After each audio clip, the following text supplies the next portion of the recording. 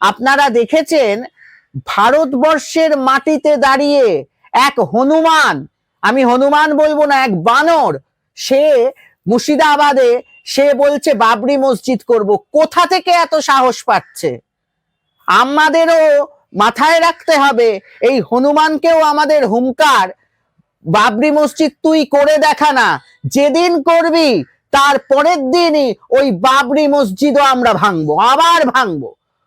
একটা তুই উদ্বোধন কর, আবার সে বছর 6 তারিখ আসবে, ভুলে যাস না, সে বছর আমরা আবার, কারণ এই আজকে আপনি ভাবছেন আপনি যে কোনো জায়গায় আপনি বাবরি বাবরের নামে যা নিয়ে গোটা ভারতবর্ষে বিতর্ক, এই বিতর্কিত কাজ করার সাহস এই বাংলার মাটিতে এরা পাচ্ছে কিভাবে?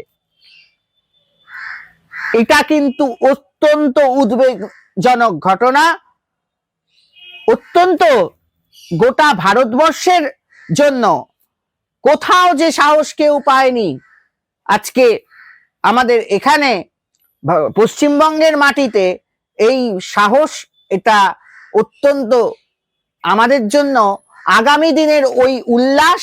এখানেও কতগুলো জানোয়ার, তারা কোনো ধর্ম মানে না, তারা শুধুমাত্র, আমি পরিষ্কারভাবে বলছি, দেখুন যারা আমরা ইসলাম ধর্মকে সম্মান জানাই, এই ইসলাম ধর্ম এই জানোয়ারের মতন উল্লাস শেখায় না।